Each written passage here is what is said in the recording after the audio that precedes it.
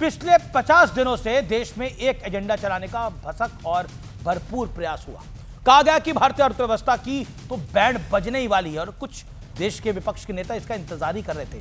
देश की इंडस्ट्री तबाह होने वाली है, छोटे उद्योग तो पूरी तरह से समाप्त ही हो जाएंगे। मोदी सरकार की इकोनॉमिक पॉलिसीज को खूब कोसा गया। यहां तक कि राहुल गांधी ने भारतीय अर्थव्यवस्था को डेड इकोनॉमी कहने वालों के सुर में सुर मिला दिया।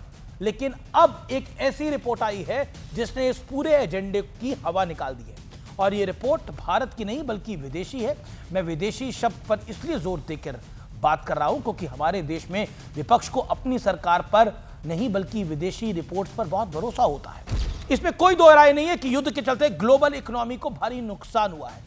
क्या सुपर पावर, क्या डेवलप्ड नेशंस और क्या डेवलपिंग नेशन सब इसकी चपेट में आ रहे हैं और यह भी कहा जा रहा है कि आने वाले दिनों में इन तमाम देशों के लिए संकट और गहरा हो सकता है। लेकिन भारत के लिए अच्छी खबर यह है कि इस मुश्किल घड़ी में भारत ग्रोथ के मामले में पूरी दुनिया में शाइनिंग स्टार बन चुका है और यह तारीफ किसी नेता या किसी देश ने नहीं की है बल्कि दुनिया में तरक्की को मॉनिटर करने वाले सबसे बड़े संगठन इंटरनेशनल मॉनिटरी फंड यानी आईएमएफ ने की है। आईएमएफ की लेटेस्ट रिपोर्ट के मुताबिक वित्त वर्ष 2026-27 में भारत 6.5% की रफ्तार से तरक्की करेगा। इससे पहले जनवरी में भी आईएमएफ ने रिपोर्ट जारी की थी, तब भारत की ग्रोथ 6.4% रहने का अनुमान जताया गया था।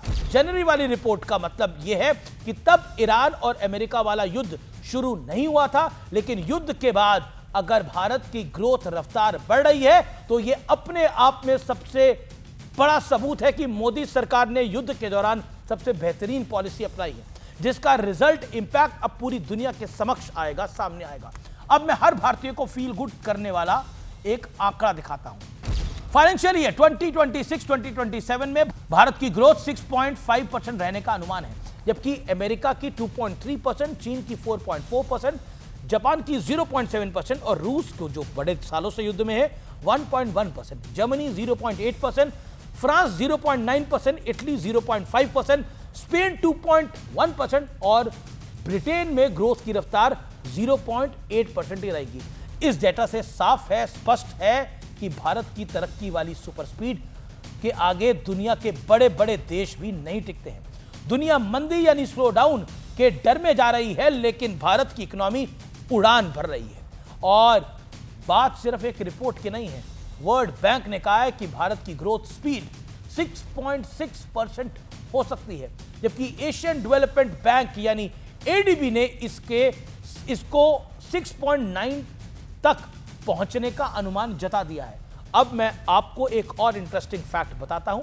इंटरनेशनल मॉनेटरी फंड यानी आईएमएफ ने तो भारत की ग्रोथ की स्पीड बढ़ा दी है, जबकि ग्लोबल रेट को 3.3 से घटाकर 3.1% कर दिया है। यानी जब दुनिया नीचे जा रही है तब भारत की ग्रोथ नई ऊंचाई छू रही है। देश की जनता तो इस फैक्ट से बहुत खुश होगी, लेकिन सवाल है कि क्या विपक्ष का भी हृदय परिवर्तन होगा और जो खासतौर पर भारत को डेड इकोनॉमी कह रहे थे वो भी इस पर बयान देंगे, क्योंकि विपक्ष तो लगातार मोदी सरकार के हर इनिशिएटिव का मजाक उड़ाता है, चाहे मैन्युफैक्चरिंग को ताकत देने वाली मेक इन इंडिया जैसी स्कीम हो या फिर मोदी सरकार की डिजिटल पेमेंट वाली योजना। विपक्ष ने हर बात का उपहास उड़ाने का प्रयास किया।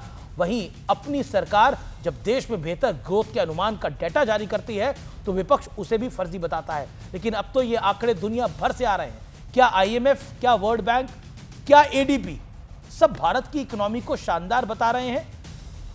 वैसे विपक्ष चाहे जितना भी लड़ ले, सरकार पर सियासी हमला कर ले, लेकिन आंकड़ों से लड़ाई नहीं लड़ी जा सकती। Numbers are always right.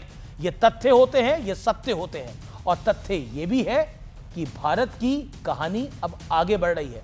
Bharat की नॉमिनल जीडीपी $4 ट्रिलियन के पार पहुंच गई है, जिसके बाद भारत अमेरिका, चीन और जर्मनी के बाद दुनिया की चौथी बड़ी इकोनॉमी अर्थव्यवस्था बन जाएगा और जापान पीछे छूट चुका है।